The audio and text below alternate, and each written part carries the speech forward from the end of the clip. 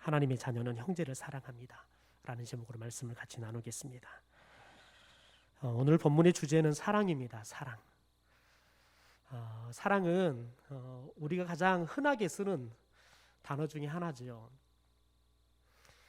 뭐든지 다 사랑과 다 통합니다. 부모가 아이들을 향해서도 사랑, 또 아이가 또 부모님들 향해서도 사랑이라는 용어는 다 잘 어울리죠. 여러분, 그런데 사람들에게 특별히 흔한 것은 귀하게 여기지 않은 성향이 있습니다. 귀하게 여기지 않으면 소중하게 다루지를 않고, 또 귀하게 여기지 않는 일들은 사람들은 잘 하지 않는 성향이 있죠. 여러분, 예수를 믿든 예수를 믿지 않든 사랑해야 된다는 것을 모르는 사람은 없습니다. 인지 능력이 있는 그런 사람들은 대부분 사랑해야 한다는 것을 압니다.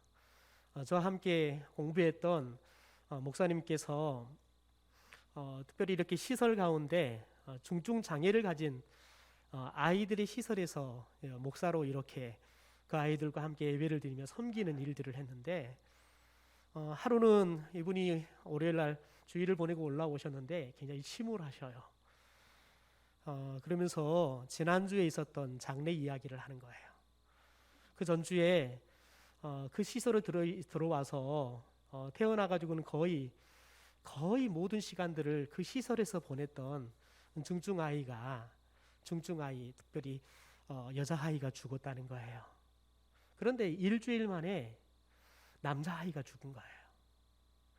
그런데 선생님들이 그런 이야기를 하더라는 거예요. 이 두 아이가 서로 이렇게 눈이 맞아가지고 좋아한 거예요. 그런데 그렇게 서로 사랑하고 좋아했던 여자아이가 죽으니까 일주일 만에 남자아이가 죽은 거예요. 그래서 정말 선생님들과 목사님이 너무 슬픈 장례식을 치렀다는 거예요. 그러면서 자기가 장례식을 준비하고 발인 예배를 드리면서 찬송가를 예수께로 가면 나는 기뻐요, 이걸 선택해서 불렀다는 거예요. 자기가 장례를 준비하는데 이 아이들이 죽어서 지금 천국 갔잖아요. 근데 가만 생각하니까 이 아이들은 태어나서 몸이 중증 장애를 앓다 보니까 부모님들이 다 버린 거예요. 그래서 버림을 받아서 시설에 들어와서 사는 아이들인데, 이 아이들은 이 몸이 자라지만 실은 이 몸이 늘 장애를 갖고 있어서 누구의 도움을 받지 않으면 먹을 수도 없고 쌀 수도 없는 그런 아이들이라는 거지요. 그래서 이 아이들이 죽어서 천국 가면 이 모든 장애를 갖고 있는 몸들이 이제는 온전한 몸으로 다 회복이 될 거니까 이 아이들이 가장 좋아하는 천국 같잖아요. 그래서 예수께로 가면 나는 기뻐요, 이걸 마지막 발인 예배를 드리면서 교사들과 불렀다는 거예요. 그런데 이것을 부르는데 다 울었다는 거예요. 여러분, 교회 학교에서 예수께로 가면 나는 기뻐요 그러면 애들이 목이 터져라 그냥 기쁘게 부릅니다. 박수치면서 흥이 나서 불러요. 그런데 그렇게 흥이 나서 본인이 주일학교 때 불렀던 그 찬송을 장례를 치르면서 너무 슬프게 불렀다는 거예요. 그런데 그 목사님이 그래요. 그렇게 우리가 보기에는 사리 분별을 못하는 것 같은 그 아이들도 사랑하며 살더라는 거예요. 그 사랑이 너무 커서 사랑하는 사람이 가니까 따라서 죽더라는 거예요. 그러면서 사랑은 건강한 사람이나 아픈 사람이나 아이들이나 어른들이나 상관없이 모두에게 주신 하나님의 귀한 여러분 선물이라는 거지요. 오늘 저와 여러분이 이 사랑에 대한 말씀을 좀 같이 나누게 될 건데요. 우리가 이 3장의 말씀을 이제 세 번째 시간 같이 보고 있는데, 저희가 첫 번째 시간에 1절의 말씀을 통해서 하나님이 우리를 특별한 사랑으로 하나님의 자녀로 우리를 불러주셨다 이렇게 함께 나누었죠. 자막을 띄워주세요. 그리고 난 다음에 우리는 지금 하나님의 자녀가 되었어요. 우리가 지금은 하나님의 자녀가 되었음에도 불구하고 우리는 여러 가지로 부족해요. 그리고 약해요. 하나님의 자녀가 되었음에도 불구하고 우리는 여전히 죄를 지어요. 우리는 사랑하며 살아야 한다는 것을 알지만 사랑하지 못하고 미워하고 때로는 원망하며 살아가지요. 그러나 장래에는 예수님이 다시 오실 때 우리는 예수님과 같이 영광스럽게 우리들이 변한다는 거예요. 그래서 우리들이 장래에 예수님과 같이 영광스럽게 변할 것을 우리의 소망으로 삼고 살아가는데, 우리가 이렇게 예수님이 다시 오실 때 우리가 예수님처럼 변할 것을 소망하며 살아가는 성도들은 자신을 깨끗하게 하고 살아있다는 거예요. 왜냐하면 주님이 오실 거니까. 우리가 주님을 맞이할 수 있도록 주님이 깨끗했던 것처럼 우리도 죄에 대해서 깨끗하게 살아가야 한다는 거예요. 왜냐하면 신랑이 되신 예수님이 오실 때 우리는 여러분 꽃단장한 신부의 몸으로 그분을 맞이해야 할 준비를 해야 하기 때문에 그렇습니다. 그런데 여러분, 우리가 깨끗하게 살아간다는 게 뭐냐? 죄를 짓지 않는다는 거예요. 그래서 우리가 지난주에 우리가 하나님의 자녀로 살아가면서 우리가 다시 예수님이 오실 때 예수님처럼 우리가 변하게 될 것인데, 주님을 우리가 소망하며 살아갈 때에는 우리가 죄를 짓지 않고 깨끗하게 살아야 된다라고 말씀을 나누었습니다. 우리 9절의 말씀을 함께 같이 다시 한번 읽어보시죠. 시작. 하나님께로부터 난 자마다 죄를 짓지 아니하나니 이는 하나님의 씨가 그의 속에 거함이요 그도 범죄하지 못하는 것은 하나님께로부터 났습니다. 보십시오. 여기서 하나님의 씨가 우리 속에 있대요. 다시 말해서 말씀이 우리 속에 있다는 거예요. 그러니까 저와 여러분의 DNA가 예수님의 DNA가 있다는 거예요. 여러분, 예수님의 DNA는 뭡니까? 사랑입니다. 하나님은 사랑이시다. 그러니까 저와 여러분이 하나님의 자녀여서 하나님의 씨, 하나님의 DNA가 있는 사람이라 그러면 저와 여러분의 가슴에 뭐가 있다고요? 사랑이 있다고요. 사랑이 있다고요. 여러분, 그래서 오늘 말씀을 우리가 이 사랑에 대해서 함께 다시 좀 살펴보게 될 건데요. 오늘 하나님께서 우리가 하나님의 자녀로 살아가는 데 있어서 우리가 우리의 몸을 예수님처럼 깨끗하게 살아야 한다는 거예요. 그래서 우리가 죄를 짓지 말아야 되는데, 하나님께서 특별히 어떤 죄를 짓지 말아야 되느냐, 가장 먼저 이야기하는 것이 바로 사랑하지 않는 죄를, 여러분 사랑하지 않는 죄를 짓지 말아라 라고 이야기를 합니다. 우리 10절의 말씀을 같이 읽겠습니다.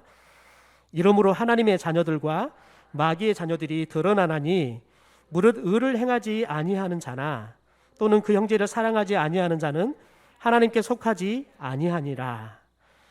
여러분, 하나님께서 우리에게 깨끗하라고 죄를 짓지 말아라 라고 말씀을 하신 후에 가장 먼저 사랑하지 않는 죄에 대해서 말씀을 하십니다. 왜 사랑하지 않는 죄에 대해서 가장 먼저 말씀을 하실까요? 왜냐하면 이 사랑하지 않는 죄가 역사 이래 가장 오래됐고 뿌리가 깊은 죄이기 때문에 그렇습니다. 여러분, 아담과 하와가 인류 최초의 범죄를 저지르잖아요. 하나님께서 에덴 동산의 모든 걸 다 주시면서 에덴의 중앙에 있는 선악을 알게 하는 나무 열매를 먹지 말아라. 너가 먹으면 죽을 것이다 라고 경고를 하셨습니다. 여러분, 그런데 아담과 하와가 그 선악과를 따먹고 하나님께 범죄를 하지요. 여러분, 그런데 어떻게 아담과 하와가 선악과를 따먹는 게 사랑하지 않는 죄가 된다는 말씀입니까? 여러분, 우리가 아담과 하와가 죄를 짓는 과정을 한번 생각해 봅시다. 여러분, 사랑은 다른 사람이 잘 되게 하는 거예요. 다른 사람이 잘 살아가도록 돕는 것, 그게 사랑이라는 거예요. 그런데 하와를 보실까요? 하와는 먼저 열매를 따먹죠. 선악을 알게 하는 나무를 먼저 따먹습니다. 그런데 자신이 그 선악을 알게 하는 나무를 먼저 따먹고 타락을 하고 난 이후에 그 열매를 그가 사랑하는 남편 아담에게 줍니다. 우리는 혹자들은 하와가 혼자 있다가 사탄에게 유혹을 당해서 넘어가고 아담이 돌아왔을 때 아담에게 줬다라고 이야기하는데, 성경은 그렇게 이야기합니다. 그와 함께하는 아담에게 이렇게 이야기합니다. 함께 있는 아담에게 그렇게 선악을 알게 하는 나무 열매도 줘서 같이 죄를 지었다는 거지요. 여러분, 생각해 보십시오. 하하가 정말 사랑했다 그러면 여러분 본인이 그 유혹을 못 이기고 따먹어 버렸어요. 타락했어요. 여러분, 그러면 사랑하는 사람에게는 여러분 그것을 주지 않는 것이 사랑입니다. 그런데 하하는 자기도 따먹고 난 이후에 아담에게도 그 선악과 열매를 줘서 아담도 타락하게 하는 죄를 짓습니다. 여러분, 이게 하하가 사랑하는 남편을 사랑하지 않는 죄를 지은 겁니다. 여러분, 그런데 그 이후에 아담의 모습을 보십시오. 여러분, 아담은 인류 최초의 사랑꾼이었고 가장 여러분 뜨겁게 사랑했던 사랑꾼 중에 사랑꾼이었습니다.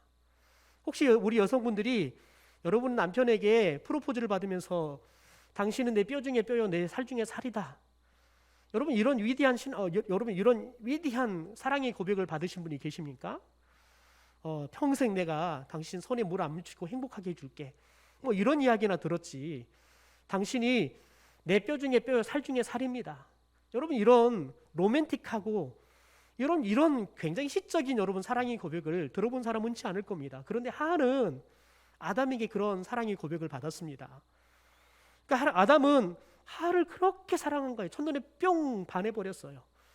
그냥 첫눈에 본 순간에 이는 내가 사랑하는 내 몸 중에 뭐요 살 중에 살이다.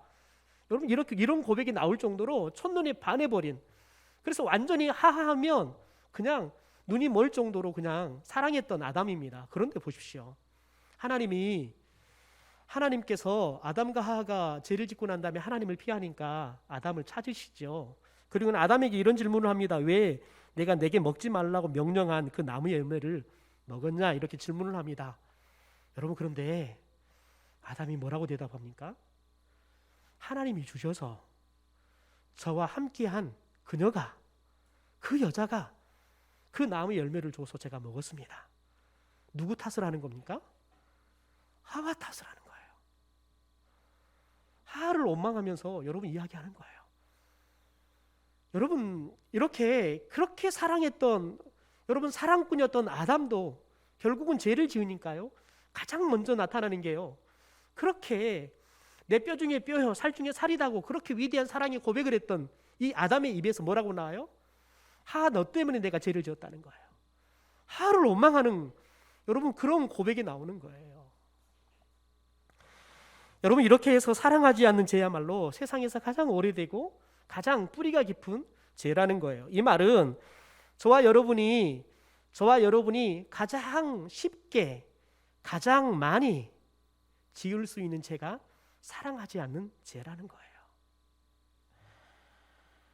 여러분, 지금 우리가 살고 있는 이 세상은 사랑하지 않고 서로 원망하면서 살아가는 이 죄가 가득한 세상이 저와 여러분이 살아가고 있는 세상입니다. 여러분, 그런데 하나님께서 이런 세상을 살고 있는 우리에게 뭐라고 말씀하냐면 서로 사랑해라 라고 말씀하시는 거예요. 여러분, 심지어 하나님께서 죄를 짓는 것, 그것을 사랑하지 않는 것과 동격으로 이야기하십니다. 오늘 말씀에 보면 의를 행하지 않는 자, 여러분 의를 행하지 않는 자라는 이 말은 다른 말로 말하면 죄를 짓는 자라는 말로 우리가 해석할 수 있는데, 의를 행하지 않는 자 다음에 무슨 말이 나면 또는 이렇게 말이 나와요.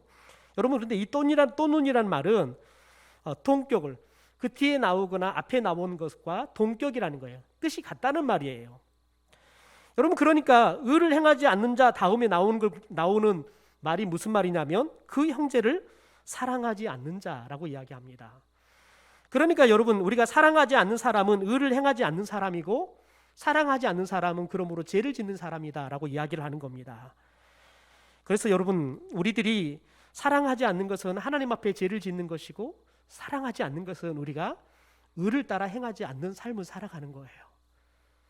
그러면 저와 여러분이 하나님의 자녀라 그러면 여러분 사랑하며 살아가는 것이 저와 여러분의 당연한 삶인 줄 믿습니다. 그렇다면 여러분, 하나님께서는 하나님의 자녀인 성도들에게 이토록 왜 사랑에 대해서 강조하는 걸까요? 첫째는 하나님의 자녀이기 때문에 그렇습니다. 우리가 하나님의 자녀이기 때문에 그렇다는 거예요. 여러분, 하나님의 자녀인 성도는 마귀의 자녀과는 구별이 돼요. 그런데 구별점이 뭘로 된다는 거예요? 사랑하느냐, 형제를 사랑하느냐, 형제를 사랑하지 않느냐. 이 모습을 보면 우리가 마귀의 자녀인지 하나님의 자녀인지 구별이 된다는 거예요. 왜냐하면 하나님의 자녀는 DNA 자체가 사랑이에요. 사랑하는 것, 그게 하나님의 자녀가 갖고 있는 DNA예요. 그래서 하나님의 자녀는 당연히 사랑하는 것, 그게 하나님의 자녀라는 거죠. 그래서 사랑하느냐 사랑하지 않느냐, 특별히 오늘 말씀에 형제를 사랑하느냐 형제를 사랑하지 않느냐, 이 모습을 가지고 너가 하나님의 자녀인지 아닌지를 알게 된다는 거예요. 그래서 하나님께서 저와 여러분을 하나님의 자녀로 삼아 주셔서 저와 여러분에게 요구하는 삶이 뭐예요? 사랑하라는 거예요. 서로 사랑하라는 거예요. 그래서 우리가 하나님의 자녀이기 때문에 사랑하라고 그렇게 이야기를 하는 겁니다. 두 번째는 우리가 형제를 사랑해야지 우리 자신도 살기 때문에 그렇습니다. 우리 14절의 말씀을 현대의 성경으로 같이 읽겠습니다. 우리는 형제를 사랑하기 때문에 죽음에서 벗어나 이미 영원한 생명을 소유하고 있다는 것을 압니다. 그러나 사랑하지 않는 사람은 죽음에 그대로 머물러 있습니다. 여러분, 형제를 사랑한다. 그것은 이미 어떨 때 가능하냐면 우리가 죽음에서 벗어나서 영원한 생명을 소유한 하나님의 자녀라 그러면 자연스럽게 나타나는 게 형제를 사랑하는 거라는 거지요. 그런데 우리가 형제를 사랑하지 않는다면 아직 뭐에 머물러 있다는 거예요? 죽음에 머물러 있다는 거예요. 여러분, 그래서 우리들이 형제를 사랑하지 않는다는 건 나도 죽음에 머물러 있는 거고 동시에 아직 예수를 믿지 않는 사람도 죽음에 머물게 하는 거예요. 저와 여러분이 교회를 다닌다고 예수를 믿는다고 이야기해요. 그런데 중요한 건 뭐냐면 우리가 열심히 예배도 드려요. 성경도 누구보다 잘 읽어요. 교회 봉사 열심히 해요. 그런데 예배를 드리고 돌아가서 여러분, 우리 집에 있는 가족과 싸운다. 여러분, 싸우는 건 두 번째 치고 가족을 사랑하지 않는다. 여러분, 그러면 세상 사람들은 뭐라고 말합니까? 예수 믿는 것들이 더해. 왜 그럴까요? 세상 사람들도, 예수 안 믿는 사람도, 예수 믿는 사람들은 사랑하며 살아야 한다는 걸 아는 거예요. 왜냐하면 그게 여러분 예수를 믿는 하나님의 자녀들이 가지고 있는 DNA이기 때문에 그러는 거예요. 그래서 저와 여러분이 하나님의 자녀라 그러면 자연스럽게 사랑해야 되고, 또 우리가 사랑한다는 것은 뭐냐면 내가 사는 거예요. 또 내가 살 때 더 나아가서 나와 더불어 살아가는 사람도 죽음에서 생명으로 옮길 수 있기 때문에 우리가 서로 사랑하며 살아야 한다는 거지요. 여러분, 상대방이 나를 사랑하지 않음에도 우리가 사랑해야 할 이유가 뭐입니까? 여러분, 우리들이 특별히 많은 그리스도인이 그래요. 많은 경우가 열심히 사랑하며 섬겼어요. 그런데 상대방이 못 알아봐요.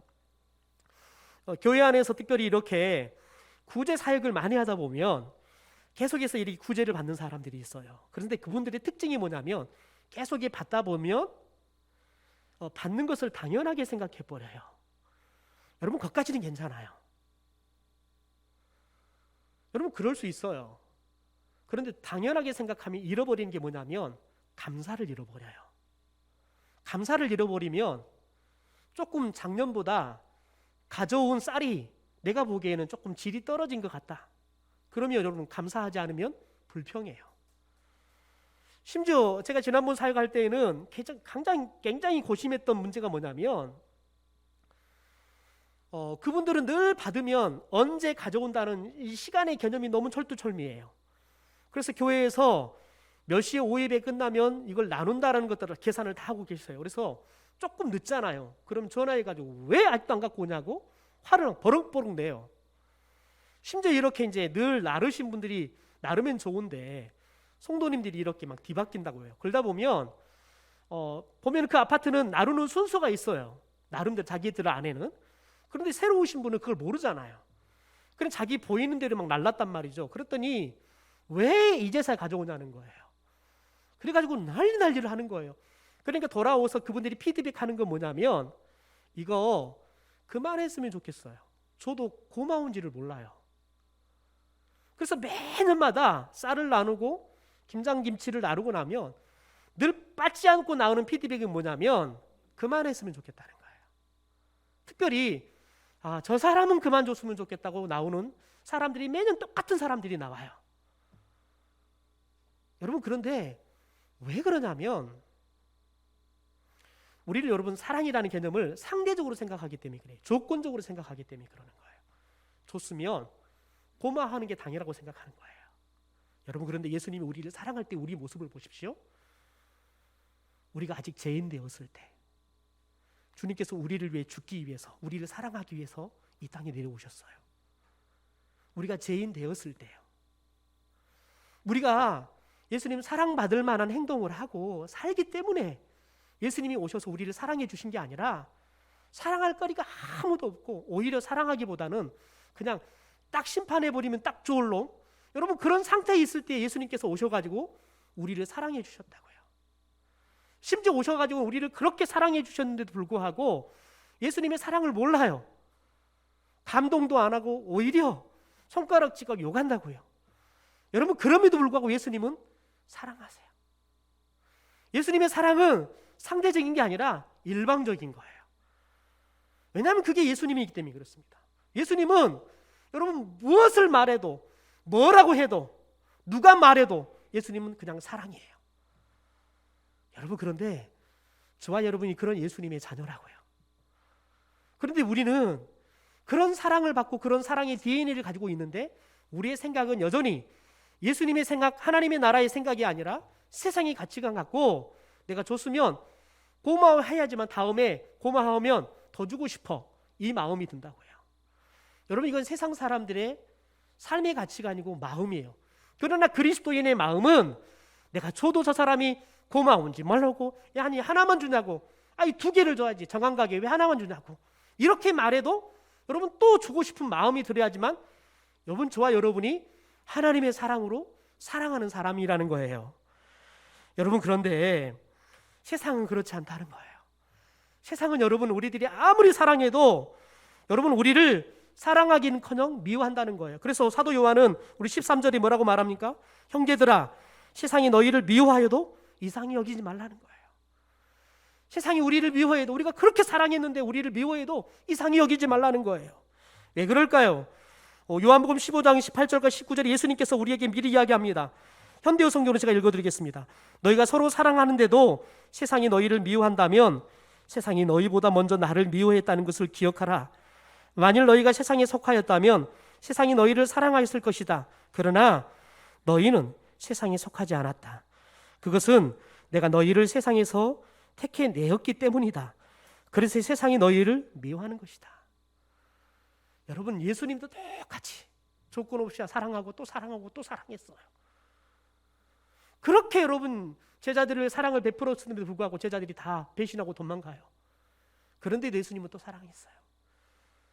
여러분 미워함에도 불구하고 사랑했다는 거예요. 그래서 예수님이 뭐라고 말하냐면 너희가 사랑했는데 미움 받으면 너희만 받은 게 아니라 먼저 나가 받았어. 나도 받았으니까 너희들 받는 거 당연해. 그러니까 그 미움 받는 것 때문에 아파하지 말라는 거예요. 그게 여러분 당연하다는 거예요. 당연하다는 거예요. 여러분 그래서 오늘 15절에 이렇게 말을 합니다. 그 형제를 미워하는 자마다 살인하는 자니 살인하는 자마다 영생이 그 안에 거하지 아니하는 것을 너희가 아는 바라라고 이야기해요. 여러분 특별히 가인과 아벨의 이야기를 하잖아요. 가인이 여러분 왜 아벨을 죽였습니까? 하나님께 예배를 드렸는데 자신의 예배는 하나님께서 받지 않아요. 그런데 아벨의 예배는 하나님이 받으시는 거예요. 왜냐하면 아벨의 예배를 의롭게 여기기 때문에 그렇습니다. 그러니까 자신의 제사는 하나님께서 악하게 보시고 아벨의 예배는 의롭게 보는 거예요. 오늘 말로 표현하면 자신은 하나님을 사랑하지 않았어요. 그런데 아벨은 하나님을 사랑한 거예요. 그랬더니 여러분 가인이 아벨이 사랑하니까요. 사랑한 것 때문에 나는 사랑하지 않은 너는 사랑했다고 여러분 아벨을 죽였다고요. 그게 세상이라는 거예요. 그럼에도 불구하고 여러분, 그럼에도 불구하고 하나님께서는 세상이 우리를 미워하고 우리를 죽인다 해도 사랑하라는 거예요. 예수님께서는 자신을 미워하고 십자가에 못을 박아 죽인 사람들도 십자가에 죽어가면서 저들이 지금 무엇을 하는지 몰라서 저렇습니다.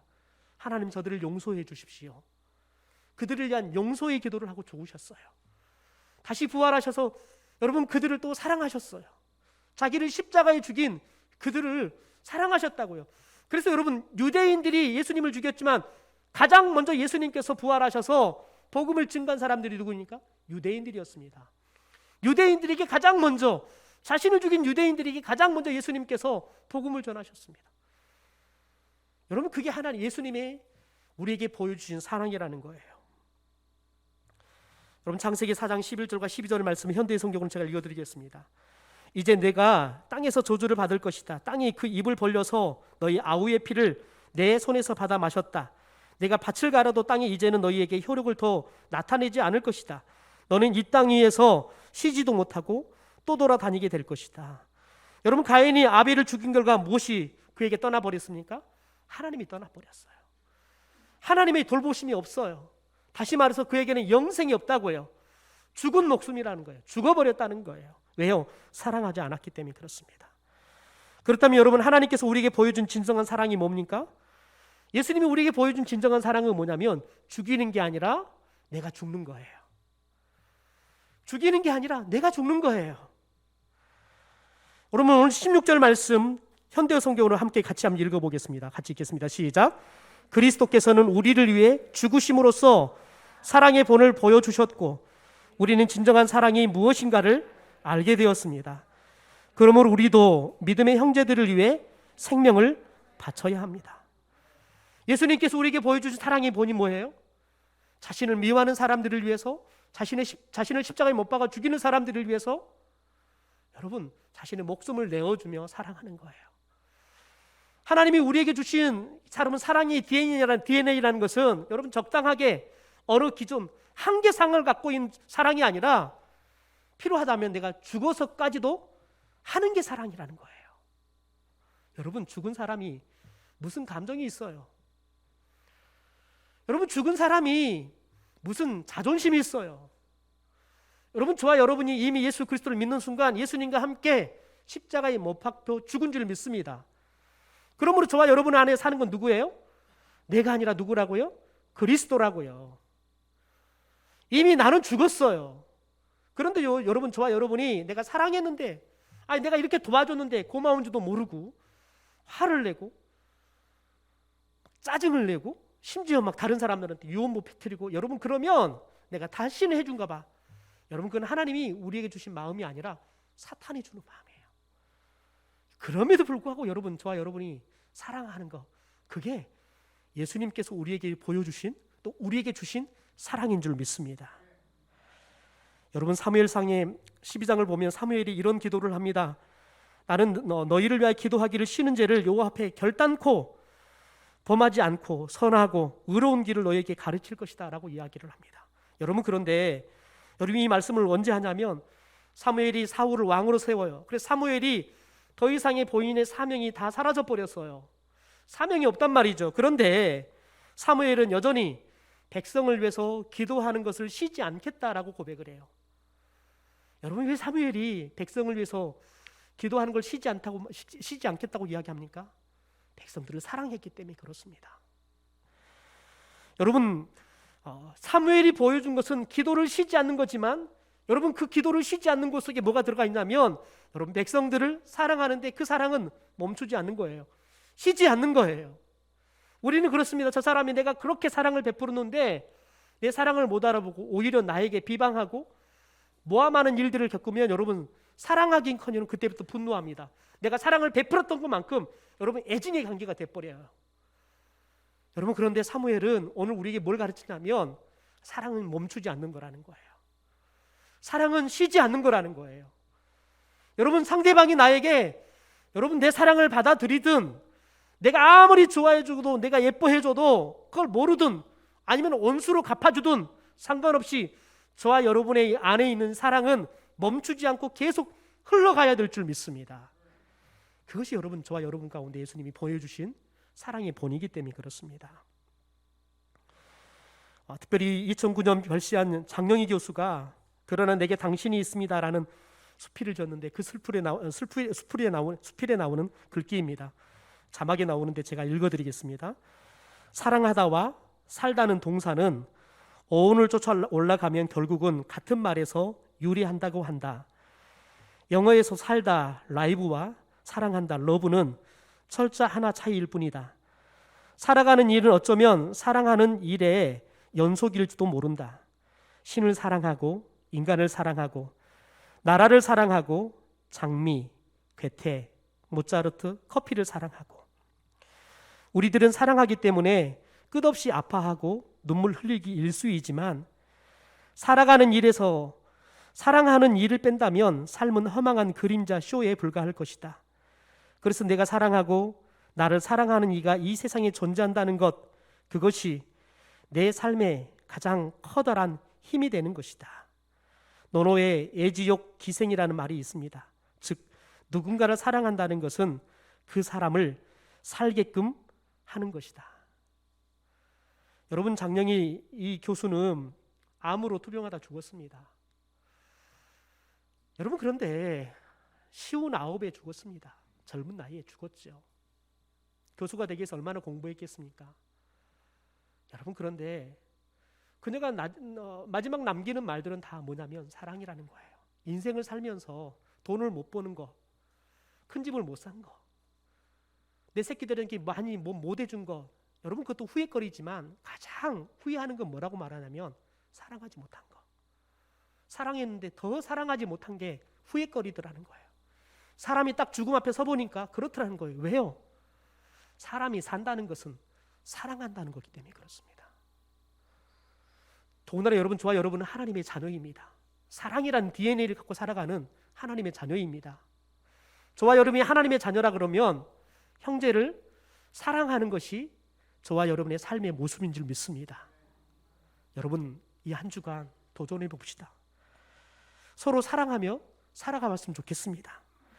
나보다 인생의 길을 먼저 가고 있는 부모님에게는 존경과 효도라는 사랑으로 섬겨봤으면 좋겠습니다. 내 인생을 뒤따라오고 있는 우리 자녀들에게는 격려와 칭찬이라는 사랑을 가지고 우리 아이들을 여러분 사랑해봤으면 좋겠습니다. 매일마다 동료에서 지나가는 우리 이웃들, 직장의 동료들을 보면 여러분, 저와 여러분 잠깐 발걸음 멈추고 1분의 사랑의 교제를 좀 나눠봤으면 좋겠어요. 안녕하셨냐고, 코로나 때문에 어려움은 없냐고, 제가 당신을 위해서 기도하고 싶은데 기도의 제목은 없냐고. 여러분, 1분의 사랑의 교제가 여러분도 살고 여러분과 함께 살아가는 사람도 살리는 역사를 일으킬 줄 믿습니다. 이 한 주간 저와 여러분이 사람들 속에 우리가 하나님의 자녀인 것을 사랑함으로 나타내 보이는 삶을 살 수 있게 되기를 주님의 이름으로 축원합니다.